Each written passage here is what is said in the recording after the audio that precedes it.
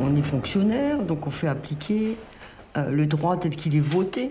Donc, vous pensez bien qu'un employeur qui nous choperait à essayer de lui faire appliquer une obligation qui n'existe pas dans un texte, il ne se priverait pas de le faire savoir. Donc si on lui rappelle un certain nombre d'obligations et si parfois on doit insister pour qu'il s'y conforme, c'est bien parce que le législateur, qui lui, en France, n'est pas marxiste-léniniste, ou alors ça se saurait, c'est bien parce qu'un texte le prévoit.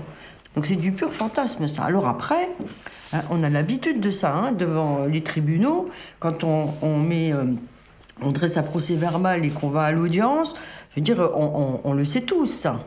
Tous.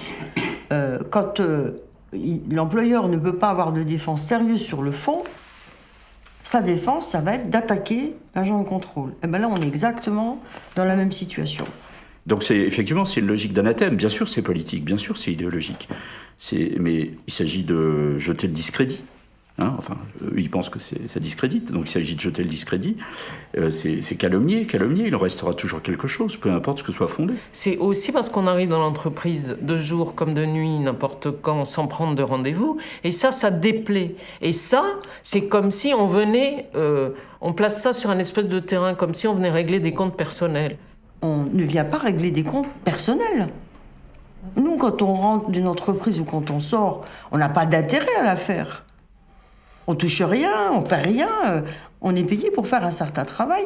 Et ce travail, on le fait au nom des salariés.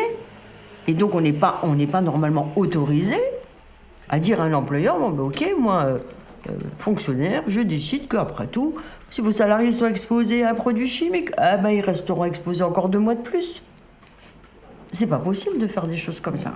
Et puis ce qu'on sait aussi, du coup, de par notre activité, c'est que la connaissance de la réalité du fonctionnement des entreprises, on finit quand même par en avoir une idée assez nette. Quand un employeur dit « je ne réunis pas mes représentants du personnel, mais vous savez, ma porte est toujours ouverte », on sait bien que c'est du flan. La porte d'un patron, elle n'est pas toujours ouverte. À n'importe qui et n'importe quand, c'est pas vrai. Ou alors ça voudrait dire qu'il n'a rien à faire de ses journées, et il n'aurait pas besoin de porte. Un employeur qui dit « moi j'ai des difficultés de recrutement », alors ça on entend ça dans certains secteurs, hôtellerie, gardiennage, nettoyage, bâtiment, on les connaît, on sait pourquoi. Parce qu'on connaît les salaires, on connaît les conditions de travail. Donc leur discours à la con qui passe auprès d'un certain nombre de gens, auprès de nous, ça ne passe pas. Alors, maintenant qu'il y ait des conflits d'intérêts dans les entreprises, oui, bien évidemment, il y a des divergences d'intérêts, c'est évident. Et ces conflits d'intérêts, les employeurs le savent.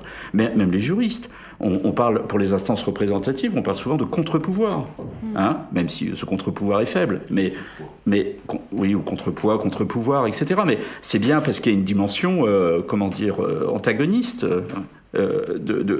conflictuelle dans les relations sociales, forcément, à des degrés plus ou moins élevés, c'est évident. Et donc, et on peut même, pourquoi pas, appeler ça la lutte de classe, oui, bien sûr.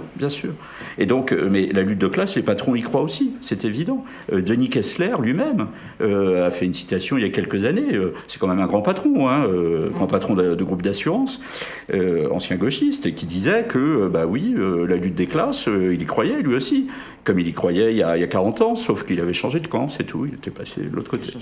Voilà, mais il a changé de classe. Mais bien sûr que ça existe, et voilà. Mais en même temps, nous, notre travail ne consiste pas à faire de la lutte de classe, mais à prendre en compte également les conflits d'intérêts dans l'entreprise, mais après, pour les intégrer dans une réflexion plus vaste, qui est celle, tout simplement, d'appliquer le droit du travail dans l'entreprise. On a un corps de contrôle avec des gens qui sont marxistes-léninistes, et de l'autre côté, le code du travail, c'est le petit livre rouge.